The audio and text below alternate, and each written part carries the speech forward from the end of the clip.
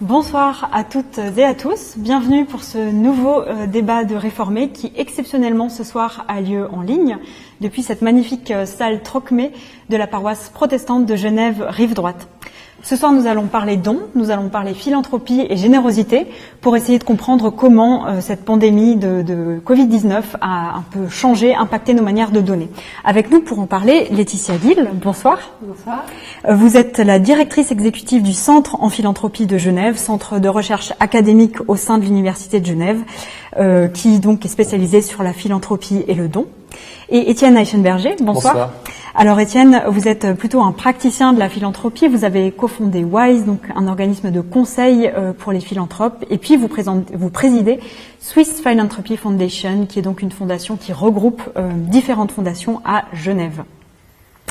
Alors, je me tourne vers nos spectateurs. N'hésitez pas au cours de cet échange à poser vos questions, à laisser vos commentaires en dessous de ce Facebook Live. On tentera d'y répondre au cours de nos échanges ou bien tout à la fin. L'échange devrait durer à peu près 1 heure. Alors, je me tourne maintenant vers vous, Laetitia et Étienne. Ma toute première question serait peut-être de savoir, dans vos secteurs respectifs, comment vous avez été impactés ou touchés par la pandémie.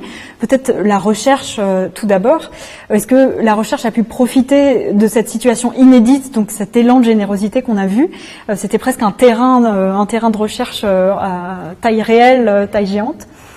Alors effectivement, je ne sais pas si on peut parler de profiter, mais en tout cas, j'allais dire que la situation, la crise sanitaire actuelle a été un accélérateur de particules, presque un. On avait plusieurs sujets de recherche en cours au centre en philanthropie qui a été créé il y a à peine 2 ans et demi. Et cette crise a permis de révéler certains sujets de recherche en cours. Donc finalement, quand j'en prends, ça va être sur l'efficience des conseils des fondations, qui est un réel enjeu, on y reviendra tout à l'heure. On s'apprête à lancer un sondage pour effectuer un état des lieux sur la gouvernance au sein des conseils de fondations philanthropiques.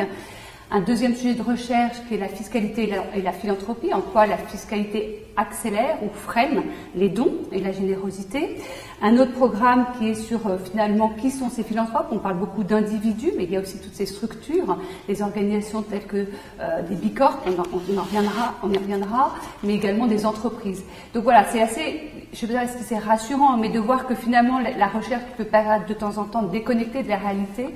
Là, avec cette crise, on voit vraiment cette interconnexion, interdépendance avec les sujets actuels. Effectivement. Je me tourne vers vous, Étienne. Est-ce que des aides particulières ou des initiatives particulières ont été prises par les fondations, par les philanthropes? Je crois qu'en particulier, il y a eu un fonds spécial que vous avez lancé, enfin cofondé pour l'OMS. Est-ce que vous pouvez peut-être nous parler de ça? Oui, volontiers. Écoutez, je crois que on a vu beaucoup de choses se passer et puis beaucoup de choses aussi, j'ai envie de dire, peut-être ne pas se passer. Mais dans ce qui s'est passé, je crois qu'il y a eu vraiment 2 sujets. Si on recule, on a le recul maintenant de presque 3 mois.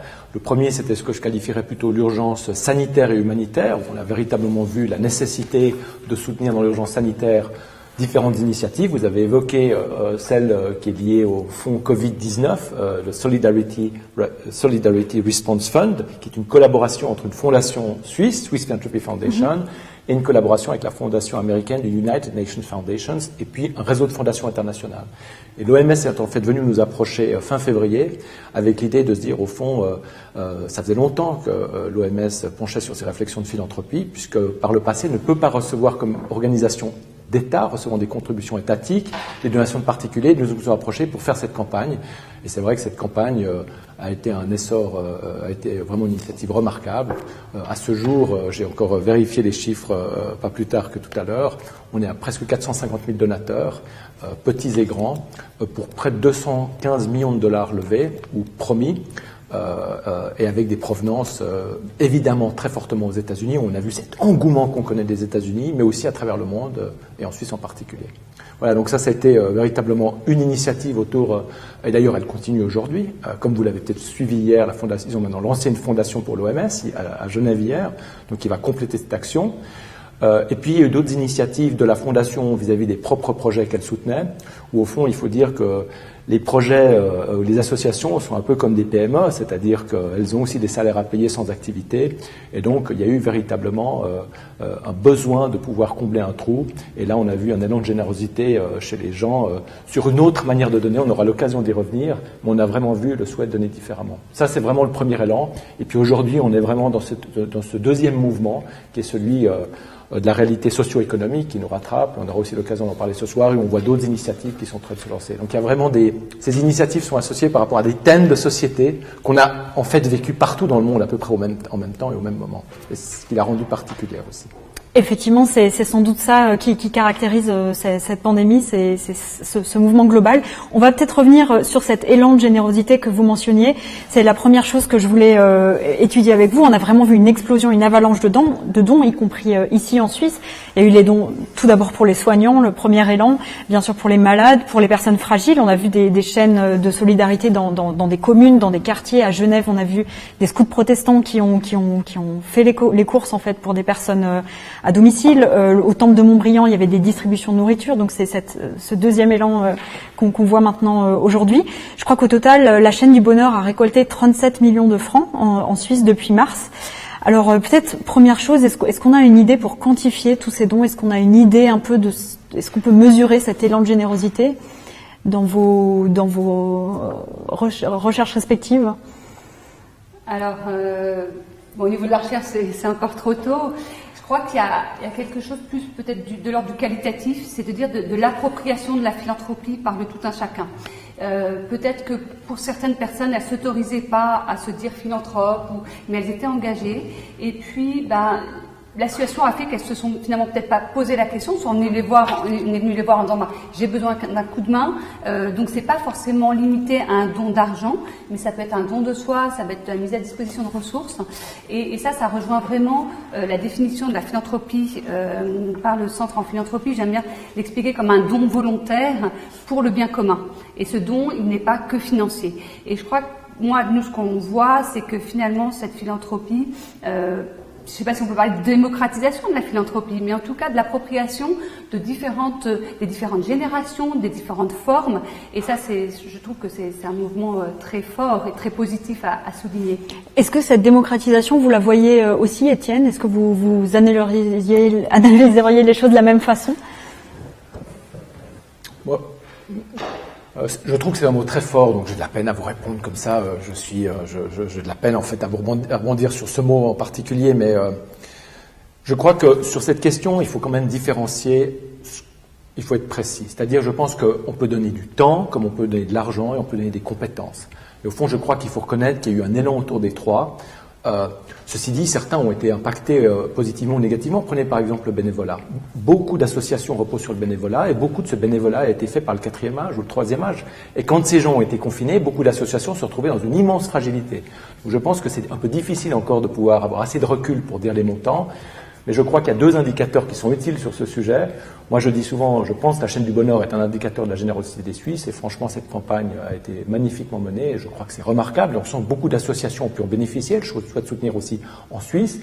Et ce que je comprends, c'est que les 3 régions les plus soutenues ont été en fait les grands centres urbains, Genève, Zurich et Vaud, par la chaîne du bonheur. Et ça, je trouve que ça, c'est très intéressant. L'autre indicateur, pour moi, et je le différencie un tout petit peu, je pense celui de la philanthropie, c'est ce que les fondations donnent.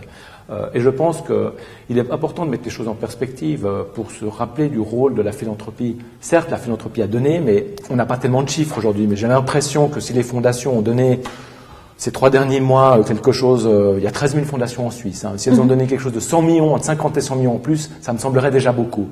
Mettez ça en perspective avec les aides de l'État qui ont passé les 60 milliards, on se rend bien compte que la philanthropie est quelque chose qui est très important, qui est un élan particulier, mais qui restera quelque chose qui au fond complétera le rôle de l'État. Donc, comme vous voyez, je crois qu'il y a différents visages et puis il y a différentes manières de décrire la philanthropie. Pour finir, j'aime bien cette idée, l'empathie vient de l'estomac, la générosité du cœur et la philanthropie de la tête. Et je crois qu'on a vu beaucoup de cœur et beaucoup d'empathie, il faut le souligner. Et la philanthropie a un temps long qui va être nécessaire aussi ces prochains mois par rapport à des causes et des associations qu'on aura besoin.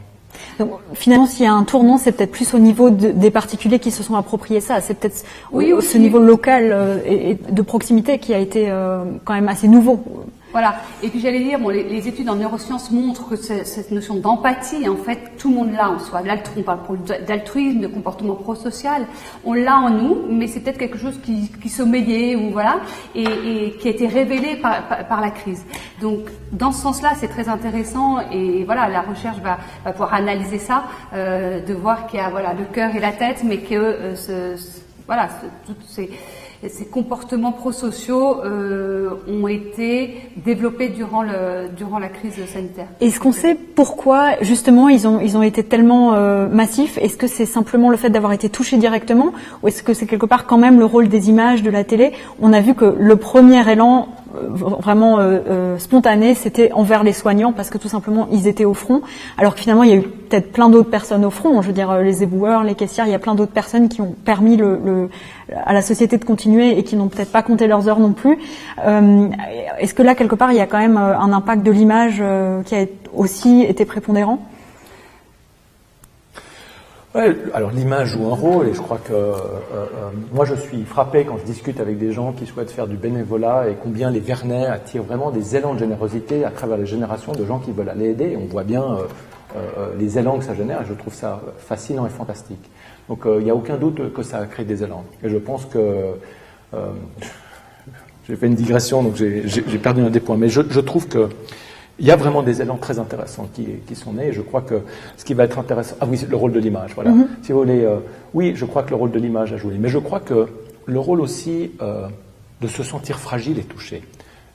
Si vous regardez une autre cause qui a énormément mobilisé il y a une quinzaine d'années, c'était le tsunami en Asie du Sud-Est, alors qu'il y a une dizaine de crises aujourd'hui qui n'intéressent personne et qui, pour fond, font les malheurs de l'humanité.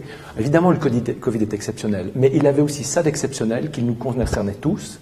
Et au fond, je crois que cette générosité, elle a évidemment des élans positifs autour du plaisir de donner, de l'importance, mais elle est aussi le reflet, et je l'ai entendu de certains donateurs, d'une certaine préoccupation que les hôpitaux de proximité puissent être là pour aider des proches ou même eux-mêmes. Donc je crois que cette générosité, elle est liée à la fois à nos envies et nos espoirs, mais aussi un peu à nos peurs. Et pour ça, c'est très intéressant. Il y a toute cette notion de warm glow effect, de don impur et pur. Finalement, est-ce que je donne par pur altruisme ou finalement quand même désintéressé? Dans ce que vient de dire Étienne, c'est exactement ça. On a une chercheuse qui travaille là-dessus, et c'est vraiment passionnant. Il ne faut pas dévaloriser l'un et l'autre, il faut juste reconnaître voilà, que c'est un don différent.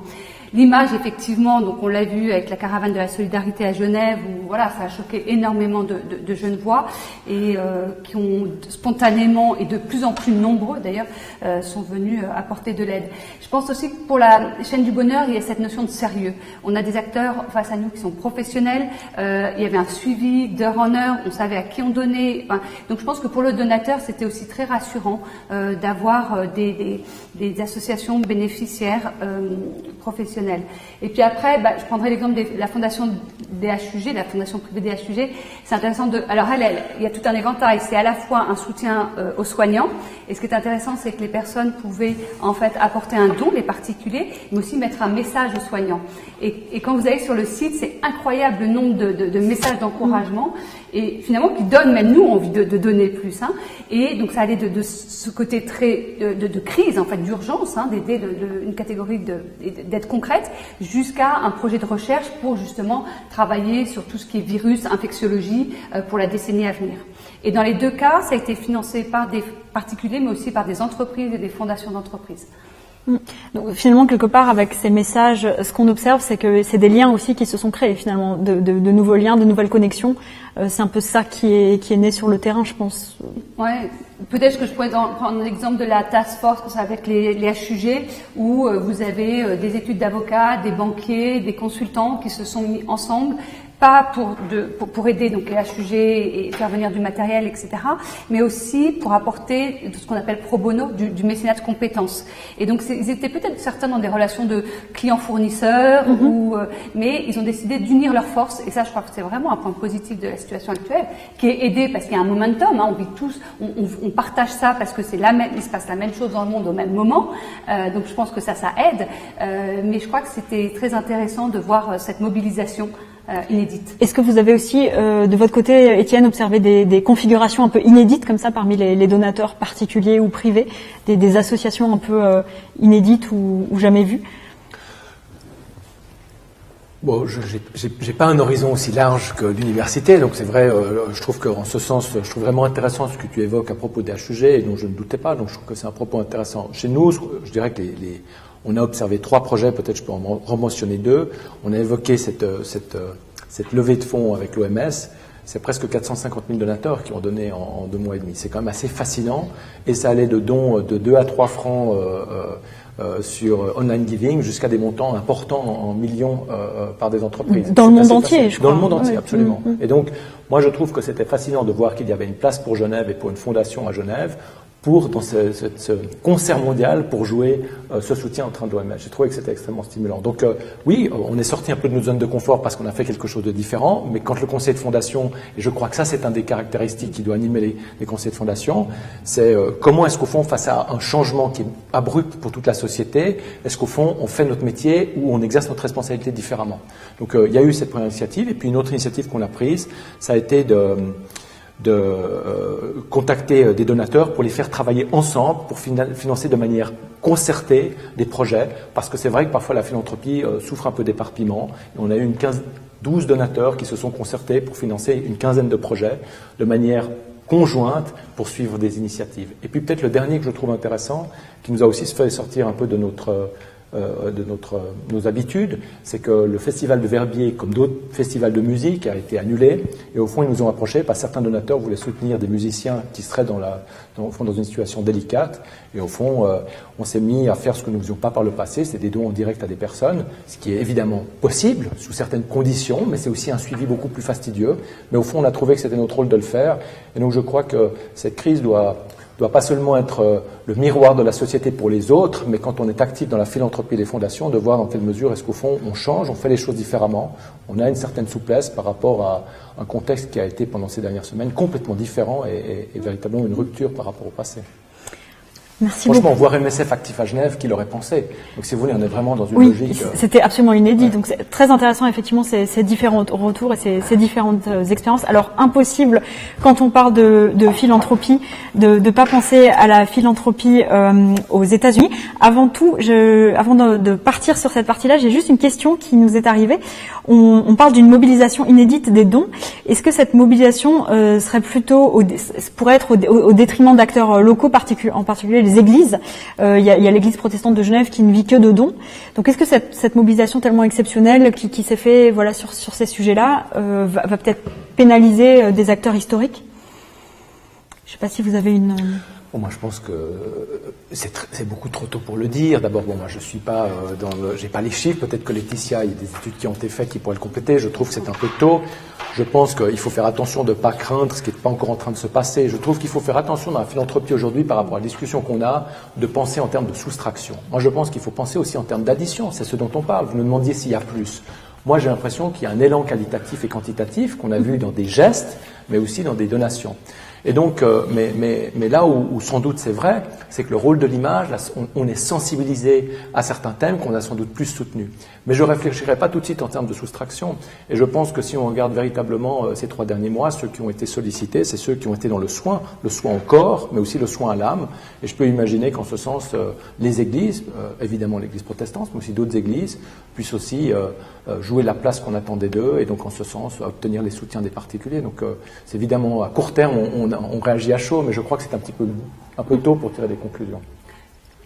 Alors moi, je parlerai peut-être moins au niveau des particuliers, mais peut-être plus au niveau des fondations.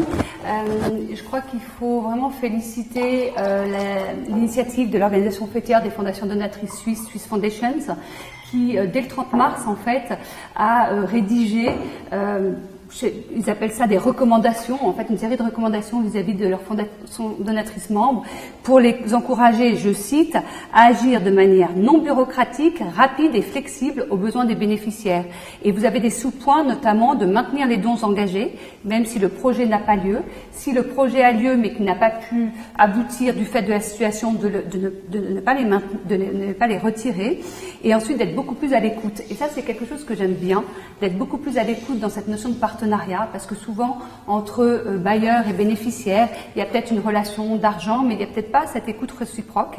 Quand elle est liée, elle est extrêmement positive, mais voilà. Donc, je trouve que ces recommandations montrent vraiment une prise de conscience de la part du secteur philanthropique au niveau des fondations importante. Donc, on espère, par exemple, pour moi, c'est voilà un des enjeux dans le secteur philanthropique, c'est qu'actuellement 80% des dons sont fléchés. C'est-à-dire que quand vous donnez, faites un don pour un projet, l'association bénéficiaire doit l'utiliser avec ces contraintes-là. Et si cette crise pouvait permettre, puisque c'est une des recommandations de Swiss Foundations, mais également du Council on Foundations aux États-Unis, de dire mais donnez beaucoup plus au niveau structurel. Donc faites confiance à votre partenaire et acceptez de ne pas dédier votre don sur un projet spécifique. Merci beaucoup Laetitia. On reviendra sur cette question très spécifique des dons fléchés et de faut-il donner nominément un projet ou non. Vous mentionniez les États-Unis, j'aimerais juste qu'on fasse un petit saut par là-bas, parce que impossible de ne pas citer les dons spectaculaires des grands philanthropes américains qui ont eu lieu depuis mars. Alors les premiers à ouvrir le bal, c'était bien sûr Bill et Melinda Gates qui ont donné 100 millions de dollars pour l'Afrique, l'Asie et la recherche, mais spécifiquement pour la Covid-19. Il y a eu le CEO de Twitter, je crois, qui a donné près d'1 milliard de dollars, c'est un tiers de sa fortune. Et puis, mi-mai, on était à peu près 7,5 milliards de dollars promis ou donnés pour lutter contre la Covid. Alors, est-ce que là aussi, on peut parler d'un tournant? Est-ce qu'il y a vraiment eu un élan aussi exceptionnel qu'en Europe, ou est-ce que finalement c'est tout simplement propre au contexte culturel des États-Unis? Ça paraît quand même assez énorme. Moi je pense qu'il faut dire les choses clairement. Les États-Unis, c'est l'exception et pas la norme en termes de philanthropie. Et au fond, c'est le reflet d'un système étatique où l'État est minimaliste, et on le sait, et donc le particulier a une contribution importante à jouer. Quand vous avez réussi dans la vie professionnelle, vous devez donner. Il y a cette expression de give back qui n'existe en fait pas vraiment en français, mais en anglais, elle veut exprimer ce qu'elle a. On contribue à la société. Donc je pense qu'il faut bien entendre que celle a une place différente. La manière aussi de parler d'argent a une place complètement différente. Et je pense que parfois, c'est vrai que quand on cherche à parler de philanthropie, on tombe sur une iconographie américaine qui est incontournable. Et donc on a tout le temps une photo de ces philanthropes. Moi, je crois que c'est pas très nouveau aux États-Unis. Je crois que je ne vois pas ni de tournant ni de virage. Le Giving Pledge, cette initiative de donner la moitié de sa fortune, elle est partie des États-Unis. Donc, il y a une idée même que le particulier contribue. C'est une idée qui est très étrangère et très différente en Europe. Et même en Europe, elle est différente entre les pays à tradition catholique et protestante. Donc, je pense qu'il faut vraiment être dans la nuance. Pour moi, il n'y a pas de tournant aux États-Unis et je ne crois pas que le modèle aspirationnel des États-Unis le modèle américain devrait être une source d'aspiration. C'est un modèle en soi, c'est une exception, il est fantastique. Moi, je pense qu'en Europe et en Suisse en particulier, on a une image plus discrète de la philanthropie et je trouve qu'on doit la cultiver, elle a sa place aussi. Évidemment, à certains égards, certains philanthropes sont plus explicites sur ce qu'ils font et je pense que c'est souhaitable aussi. Parfois, c'est nécessaire pour faire avancer leur engagement. Je pense à la fondation Womanity avec cet entrepreneur genevois Guy Borstedt qui est au fond très vocal sur des sujets. Elle a toute sa place. Je pense aussi à Bernard Sabrier qui fait un travail remarquable avec la sujet. Donc, il y a des philanthropes qui jouent une place et qui, au fond, sont source d'inspiration. Mais je pense qu'on doit travailler aujourd'hui sur une forme de complexité, reconnaître qu'en Suisse, on peut aussi faire de la philanthropie discrète et que, de nouveau, on est sur l'addition. Je pense, pour moi, que la fondation, la philanthropie est plutôt un mouvement vers l'autre, dans lequel on donne à l'autre et où on fait une forme d'effacement. Et je pense qu'en ce sens, la philanthropie en Europe et en Suisse en particulier, elle est différente. Et je ne vois pas de tournant, je vois des expressions. Je pense que le Covid a amplifié des comportements. Elle les a rendus plus extraordinaires, mais je ne vois pas de virage. Je vois pas ça. J'abonde tout à fait dans ce que tu viens de dire, Étienne. Nous, au niveau recherche, il faut savoir que la philanthropie, c'est très récent. Hein. Il n'y a même pas de diplôme. On les développe. On a développé un certain nombre de cours là depuis 2 ans. Le centre est né en 2017. 2017. Donc et ce qui était très intéressant, c'est que c'est une discipline interdisciplinaire. On peut pas, on est obligé de parler d'éthique, de philosophie, de finance, de droit. Enfin voilà. En créant le centre, on s'est aperçu finalement qu'on était très très regardé par les acteurs de la zone nord-américaine, puisque jusqu'à maintenant, comme le disait Étienne, c'était vraiment la philanthropie était représentée par cette culture nord-américaine. Et finalement, Genève, ou enfin en tout cas la Suisse, a cette richesse au niveau des langues, et on a un certain nombre de chercheurs qui sont en capacité de publier en anglais. Et donc ça nous permet de rendre accessible en fait nos travaux de recherche. Et je pense notamment à Rob Reich, dont on entend beaucoup parler, qui est à Stanford, et que l'on a rencontré et qui était très intéressé de voir ce qui se faisait et d'avoir un écho de cette culture européenne de la philanthropie. Et je crois qu'on a vraiment à gagner à faire savoir que justement cette transparence, oui, mais pas à tout prix, il y a une transparence intelligente, j'allais dire, et qui surtout dépend de chaque culture. Et nous travaillons également, on est en train de réfléchir justement à cette culture, cette philanthropie régionale. Cette philanthropie en Asie, elle est tout à fait différente du fait de l'histoire, voilà, des valeurs du continent africain, du continent américain, de l'Europe. Donc je crois que c'est vraiment important de bien valoriser ce qui se fait en Europe, mais c'est vrai que en termes de recherche, l'anglais étant l'outil principal, voilà, il faut travailler à plus faire savoir ce qui se passe et distinguer ce qui se passe en Europe. Alors justement, on va y venir à ce qui se passe en Europe, on va essayer de comprendre un peu, notamment ici en Suisse. On a eu quand même beaucoup de dons et d'initiatives d'entreprises. Alors emblématique, on a eu Firmenich qui a produit du gel hydroalcoolique, mais il y a eu énormément aussi de PME qui ont donné de la nourriture pour les soignants dans les hôpitaux notamment. Est-ce que quelque part l'attente européenne vers les entreprises au cours de cette crise, elle a pas un petit peu changé? Est-ce que c'est pas devenu une sorte de nouveau normal d'avoir les entreprises qui contribuent comme ça, qui changent toute leur production? On a eu la même chose en France avec des groupes de luxe. On a vu LVMH faire de grandes donations, Hermès fabriquer des masques et des blouses. Donc est-ce que là, en Europe, quand même, la philanthropie, son modèle serait pas en train d'évoluer ou de prendre une autre place? Nous, on le voit, le professeur Henri Peter, qui dirige le Centre en philanthropie, a publié notamment un article en 2015 sur ce nouveau contrat social. Et cette notion d'entreprise responsable, finalement liée à la responsabilité sociale des entreprises, et ce qu'on attendait d'elles. Alors on peut appeler ça le license to operate, finalement, mais on s'aperçoit bien qu'en évoluant dans le temps, l'entreprise devient de plus en plus altruiste. Et pas forcément pour des questions d'image, c'est vraiment ce souci, voilà, de collaborer avec ces différentes parties prenantes. On peut juste revenir sur le license to operate. Ça veut dire quoi? Que quelque part, l'entreprise est obligée de donner pour avoir une légitimité dans la société? Non, ça veut dire que les entreprises sont autorisées à exercer leur activité dans la mesure où elles respectent un certain nombre d'exigences, j'allais dire. Sociétale, environnementale, voilà. D'accord. Alors, je ne sais pas si vous avez une autre opinion. Je me demandais quand même, cette philanthropie d'entreprise, elle était quand même très contestée. À l'époque, par exemple, on se souvient de l'incendie de Notre-Dame de Paris, où il y avait eu, pareil, plusieurs promesses de dons qui avaient quand même fait débat au niveau français, peut-être européen. Là, on a l'impression que quelque part, tous ces dons, ils ont été entièrement acceptés. Donc, comme si quelque part, maintenant, ça faisait partie du paysage. Est-ce que vous avez aussi observé cette différence de ton ou de traitement? Je ne sais pas si Laetitia ou Étienne. Ouais. Moi, je crois que derrière la question que vous posez dans l'opinion publique se pose la question de la légitimité. Au fond, qui est légitime à contribuer au bien commun? Je pense que c'est ça la question pour le public. Et je pense que pour les donateurs, comme pour les gens qui ont un patrimoine ou les entreprises, la question qui se pose aussi, c'est celle du sens. C'est au fond, quel sens donnons-nous à notre action? Et dans une entreprise, il y a un intérêt d'avoir du sens parce que pour certaines entreprises, c'est très incarné dans leur raison d'être. On pense au mouvement des Bicorp, qui sont ces entreprises ou à mission, qui sont comme ça très incarnées. Mais on le voit aussi dans des groupes familiaux. Et on travaille beaucoup avec des entreprises familiales. Vous avez mentionné Firmenich. On voit bien que dans les groupes familiaux, cette notion de valeur, elles se rendent compte qu'au fond, ce sont des comportements qui créent des valeurs. Et qu'au fond, si on veut inspirer certaines valeurs, il faut avoir des comportements. Et je crois que les circonstances exceptionnelles ont au fond donné une légitimité à chacun de contribuer avec du sens. Donc je crois qu'il faut... Moi, de nouveau, je vois moins un changement de société. Je suis sans doute plus dubitatif sur l'idée qu'au fond, l'homme va être différent. Ou la femme, l'être humain, je voulais dire. En ce sens, je vois plutôt que c'était une formidable opportunité pour des gens d'exprimer des valeurs en donnant des impulsions, en donnant des mouvements. Mais je crois que la question que le public se pose, qui est celle de la légitimité, elle perdure. Et je crois que dans le cas des entreprises, il faudra être très vigilant, encore et toujours, entre ce qui est une démarche désintéressée, qui est celle du don, et qui est dans l'intérêt général, puisque c'est quand même les conditions du don. N'étant pas juriste, je comprends quand même que c'est un des piliers du don.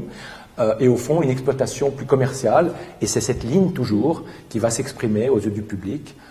N'enlèveront rien à la qualité des dons qui sont faits, et je les salue comme d'autres, mais en disant que ça, c'est vraiment un sujet de société qui est là pour durer encore un moment. Si je peux donner un exemple sur le pledge sur le Covid aux États-Unis, il y a 10 milliards qui ont été récoltés, ce qui est énorme, hein, et parmi ces 10 milliards, c'est 65% qui viennent des entreprises. Donc on s'aperçoit vraiment que les entreprises sont des nouveaux, on pourrait même dire des nouveaux philanthropes, en tout cas des acteurs importants. Et ce que tu dis, Étienne, est très très juste, cette légitimité. Certaines le font, et notamment dans les entreprises familiales pour qui c'est dans l'ADN en fait, ça a toujours, voilà. Et puis d'autres, voilà, qui parce que pour différentes raisons vont peut-être utiliser ou réutiliser, mais ça n'est pas la majorité. Donc je crois que, et surtout, il faut faire avec ces nouveaux acteurs qui prennent une place de plus en plus importante. Justement, je voulais juste revenir sur cette question des nouveaux acteurs, alors peut-être plus au niveau des fondations mais que des entreprises, mais en tout cas du privé. Au niveau de l'OMS, finalement, on voit que la contribution de Bill et Melinda Gates, elle est absolument pas anecdotique, à une époque où les États-Unis se retirent de l'OMS. Du coup, finalement, on s'aperçoit que les acteurs privés ont des places prépondérantes dans des choix politiques, puisque l'OMS, c'est quand même la santé au niveau mondial. Est-ce que là, il y a des garde-fous ou peut-être dans la recherche des limites des cadres qui ont été posés? Moi, je crois que sur ce débat, là où il faut être prudent, c'est que je crois qu'il faut pas juger l'intention, mais il faut être vigilant sur la contrepartie. C'est-à-dire que si vous voulez faire quelque chose pour différentes motivations, mais que vous êtes dans le cadre de la loi, moi je pense qu'il faut être vigilant aussi soi-même, de ne pas juger toujours l'autre. En plus, on est dans un débat aujourd'hui dans le cadre où la tolérance est une des valeurs fortes, donc je pense que il faut être vigilant de ne pas juger les intentions. Ensuite, sur la mise en œuvre et la contrepartie, c'est là que le don et que le législateur a un regard. Et donc, quand une entreprise fait quelque chose, ou qu'un particulier comme Gates fait quelque chose, je pense que ce qu'il faut pas, il faut se réfréner un peu parfois à juger l'intention. On est dans une société où on passe notre temps à juger les autres. Je pense qu'il faut avoir une certaine vigilance sur les intentions, mais par contre, il faut être très vigilant sur les contreparties. Et c'est vrai, le don doit être désintéressé et doit, en ce sens, s'inscrire pour aider l'autre, même si on s'aide soi-même, mais au fond, il aide l'autre. C'est là où je pense qu'il faut nuancer le débat. Et il faut être vigilant parce qu'au fond, si on mélange les deux, on a le sentiment que l'entreprise est soit bonne, soit mauvaise, soit gentille, soit méchante. Et je crois qu'il faut qu'on sorte de ce sujet en particulier, sinon on rentre dans une ornière qui, à mon avis, est un peu facile. Par contrepartie, vous entendez quoi? La contrepartie, c'est au fond... j'obtiens un contrat, j'ai une faveur, dans ma communication, je mélange beaucoup les genres. Si vous voulez, par exemple, en Suisse, la loi est très claire. L'utilisation du logo d'une fondation d'entreprise, elle a une place particulière qui n'en est pas une autre. Donc, si vous voulez, en ce sens, la loi est bien faite. La surveillance en Suisse fonctionne bien. Donc, en ce sens, je pense qu'il faut aussi, dans une certaine mesure, faire confiance aux organes de surveillance qu'on a. Donc, on a le droit d'avoir une opinion. Il faut être critique. Je ne dis pas ça. Je dis, il ne faut pas confondre intention et contrepartie. Merci pour cet éclairage. Peut-être une question qui nous est arrivée sur la question des fondations familiales, donc qu'on évoquait avant. Est-ce que vous imaginez que des fondations familiales risquent de disparaître en raison de la pandémie? Ça va nous amener vers notre troisième partie sur l'impact de cette générosité ici en Suisse. Est-ce que vous avez déjà eu des cas qui ont été... L'expert dans son sujet, c'est Étienne. Qu'est-ce que c'est qu'une fondation familiale? Dites-moi juste pour qu'on soit clair. C'est en fait une famille qui possède une fondation? Oui, je pense que c'est ça qui est compris. Donc une fondation. Oui, parce qu'en droit, il faut faire attention parce que la fondation familiale, parfois, c'est une fondation d'entretien et qui a rien à voir avec l'intérêt public. Voilà, ce qui est un autre sujet. Moi, je pense que le sujet qu'on évoque, à mon avis, il est pas lié à la famille en particulier, il est lié à la fondation qui est un capital. Si vous voulez, aujourd'hui, il faut reconnaître que les marchés ont été un peu turbulents, pour dire le moins, pour ceux qui sont dans la gestion de patrimoine. Et donc, l'autorité, parfois, fixe une norme dans laquelle vous pouvez pas consommer votre capital. Donc, je pense qu'il y a là un grand sujet. Et moi, je pense, puisqu'on est aussi dans un cadre de réformé, je pense que souvent, les fondations sont créées pour l'éternité. Mais au fond, qu'est-ce que c'est que l'éternité quand vous avez une situation telle que celle qu'on est en train de vivre? Et donc, je trouve qu'il y a un vrai sujet de discussion. Et je vois, on travaille avec une fondation au Danemark qui a décidé de consommer son capital sur 15 ans. C'est une décision qui a été prise il y a 2 semaines, 10 jours. Je ne peux malheureusement pas donner son nom parce que ce n'est pas encore public.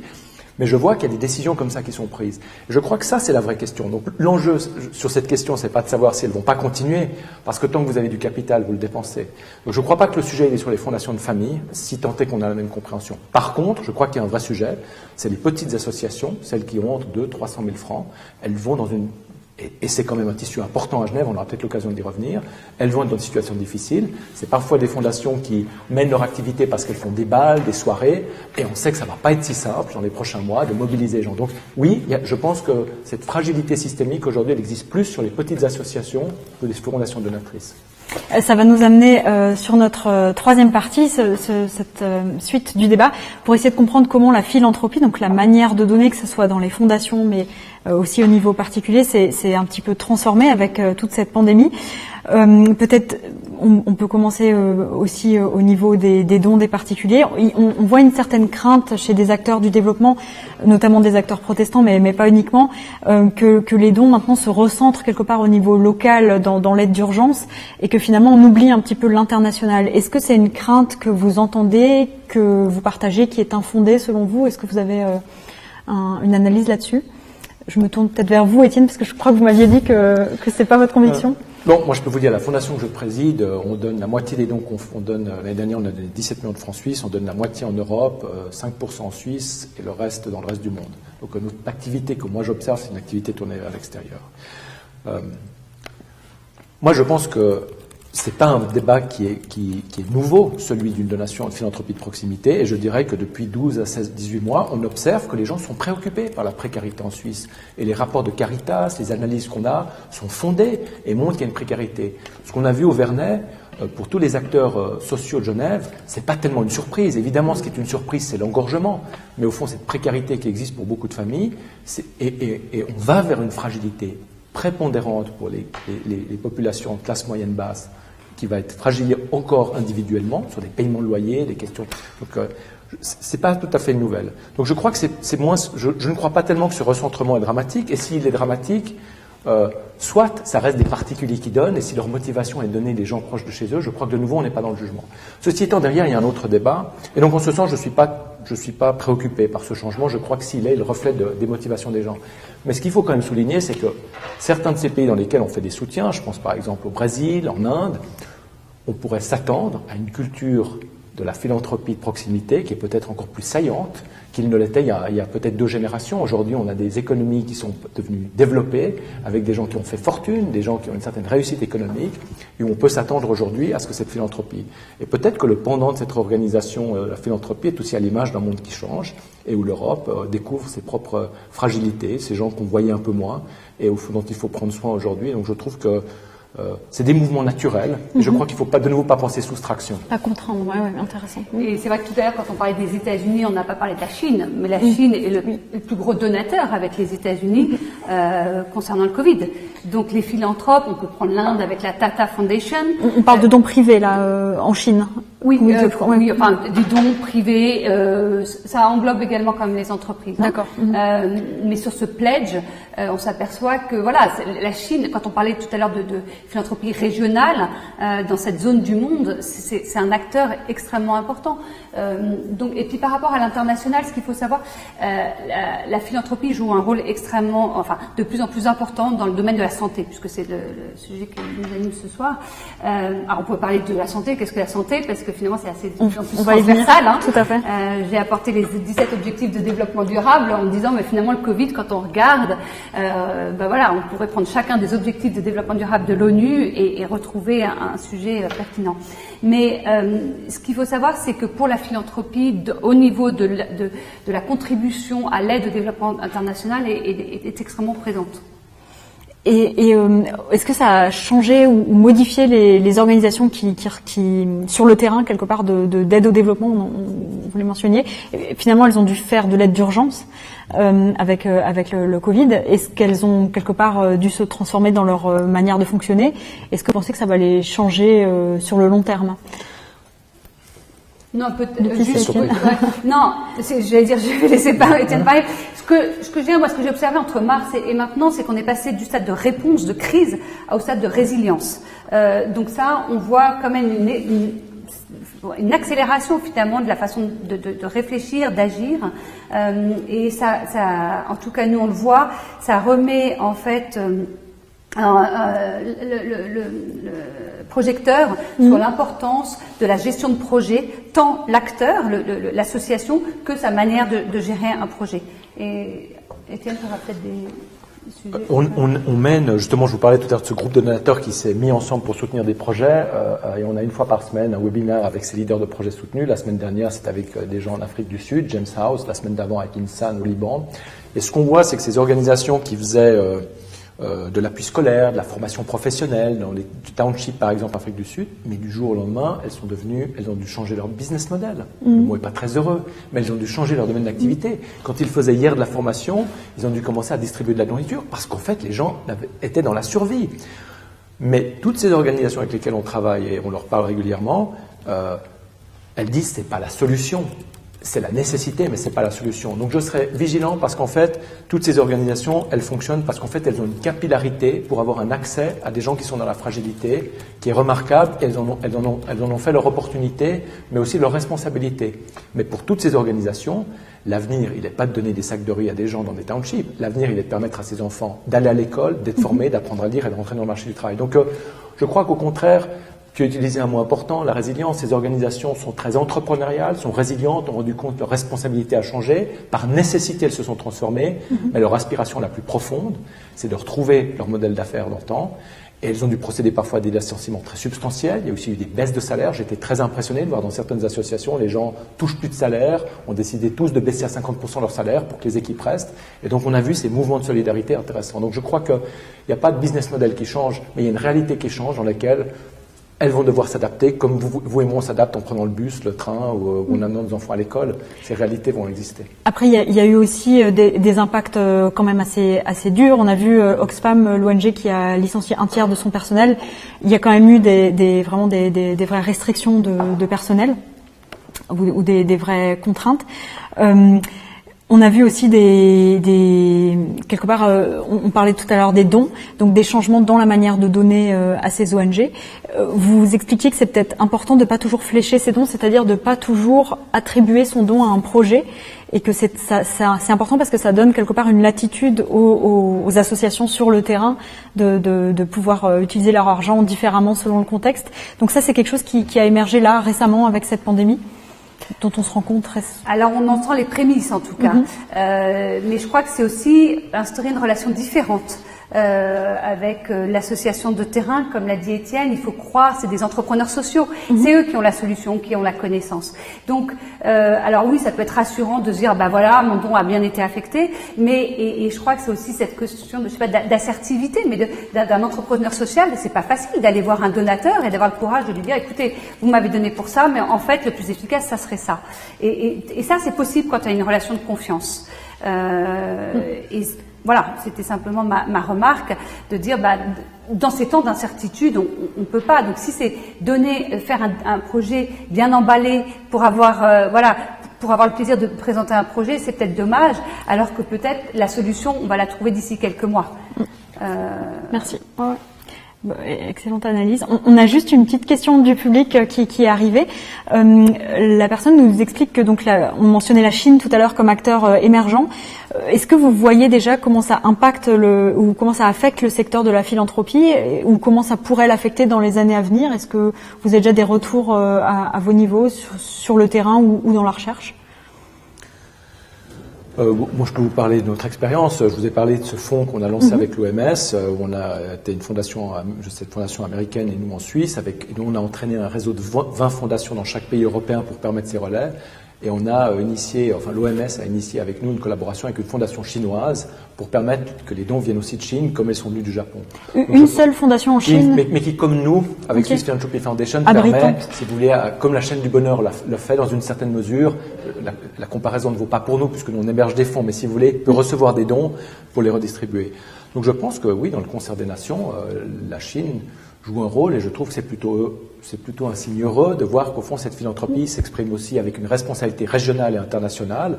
Alors ensuite on peut en définir les contours, mais je trouve qu'il y a quelque chose d'intéressant et l'expérience que j'ai vécue, je me souviens de ce conference call, c'est qu'il y a une grande appétence en fait de savoir comment s'y prendre, quel rôle jouer, et on voit bien que les anglo-saxons qui ont cette expérience dans leur ADN depuis qu'ils sont petits arrivent justement à incarner ce message. Et j'ai vu ces échanges de professionnalisme entre cette fondation américaine, nous-mêmes et les Chinois, et j'ai trouvé ça au fond un joli message de collaboration au-delà des discours qu'on peut entendre ou lire.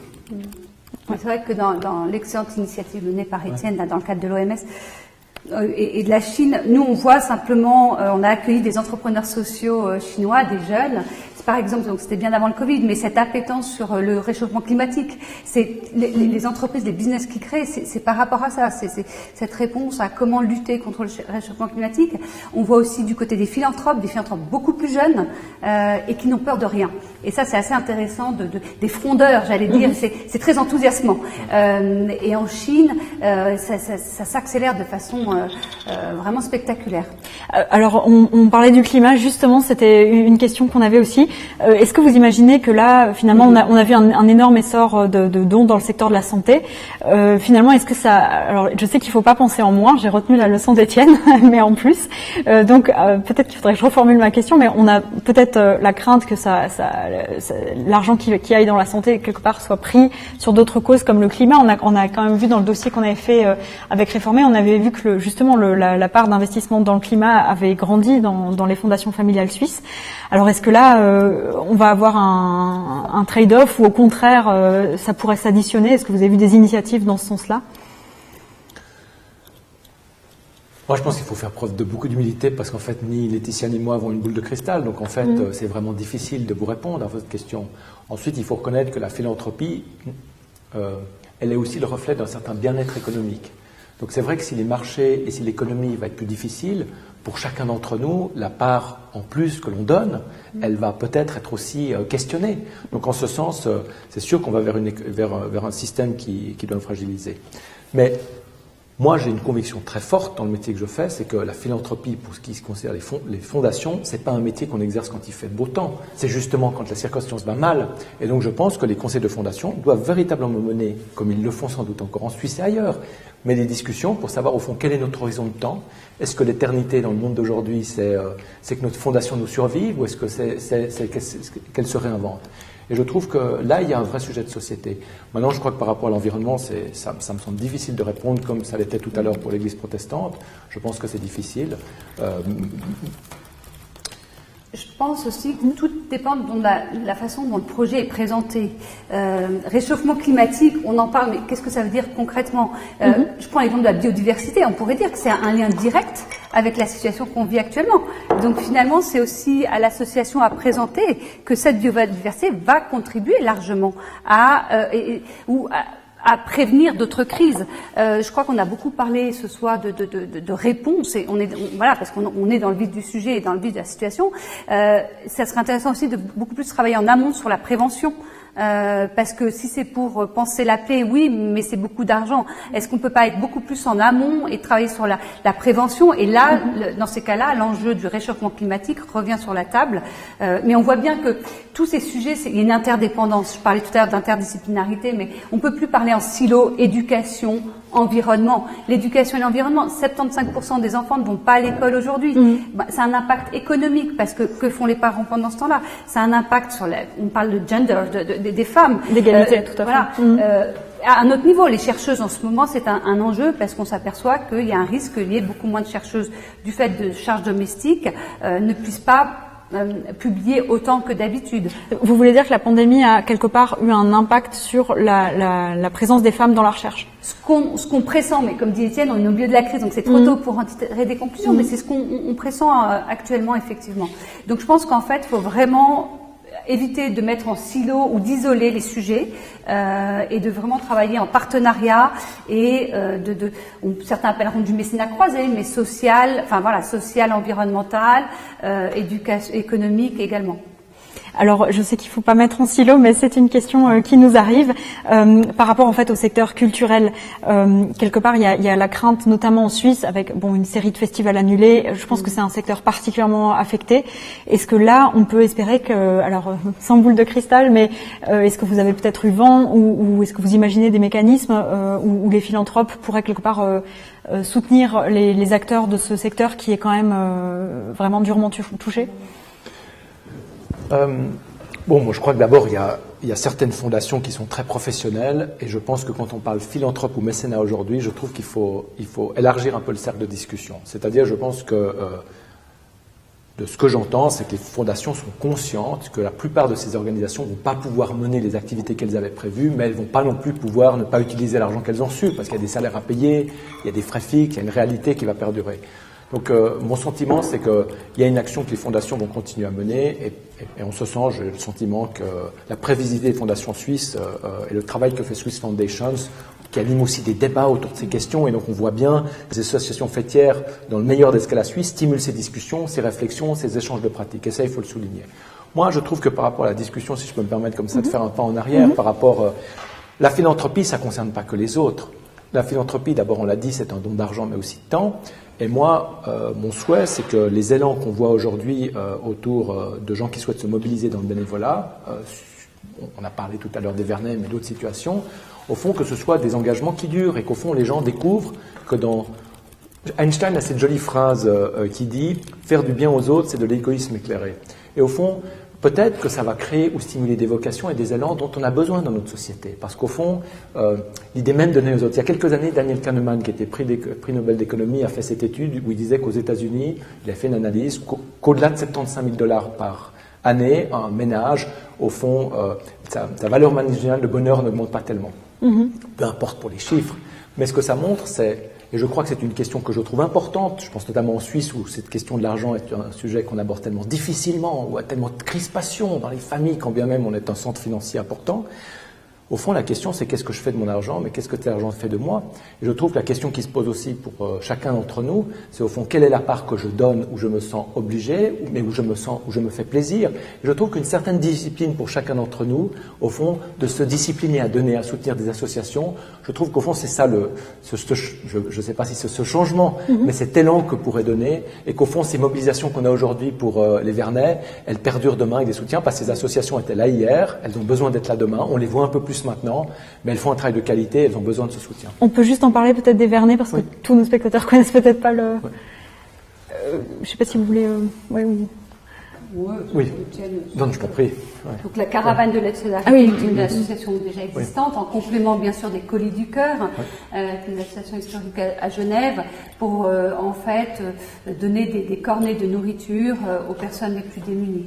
Et durant cette crise, il y a eu cette initiative donc de faire appel au public tous les vendredis pour le grand public pour venir tout à chacun déposer des cornets de nourriture dans un lieu à Genève qui s'appelle les Vernets, qui est bien connu des Genevois, donc c'était facile, avec toute une organisation extrêmement professionnelle de drive-in, donc vous pouviez arriver en voiture, en vélo, enfin voilà, tout en gardant les directives de distanciation sociale. Et on est passé de 1500. Et donc le lendemain, le samedi, les personnes démunies pouvaient obtenir un cornet de 20 francs, je crois. Et on est passé de 1500 cornets à plus de 3000 cornets. Mais ce qui est très intéressant, on peut se dire, oulala, c'est inquiétant ce nombre de personnes démunies qui augmente, mais on peut aussi voir le nombre de donateurs qui augmente, parce que pour distribuer 3000 cornets, ça veut dire que le nombre de donateurs a augmenté. Alors après, ce qui était frappant, et je crois que c'est ce que tu disais, Étienne, c'est aussi le profil de ces personnes. Moi, je suis passée dans la file d'attente un samedi, voilà, c'est des jeunes, c'est des personnes démunies, alors bien sûr la plupart étrangères, mais pas que. Et ça a beaucoup mobilisé les Genevois. Et pour reprendre ce que tu disais, je crois que finalement donner rend heureux. Et tant qu'on l'a pas fait, tant qu'on l'a pas expérimenté, on s'en rend pas compte. Et moi, je vois pas un philanthrope qui a commencé à donner et qui a arrêté, ou une philanthrope. Et j'aimais bien un philanthrope. Je lui disais, mais vous êtes un philanthropiste. Il me dit non, je suis quelqu'un d'engagé. Et qu'est-ce que ça veut dire quelqu'un de généreux? Est-ce que si je donne 10 sur ma fortune de 100, je suis généreux, alors que si je donne 100 sur une fortune de 100 milliards, ou 10 milliards, quel est le plus généreux des deux? Mais je crois que, voilà, quel sens je veux donner à ma vie? J'en parlais précédemment de ce don pur et impur.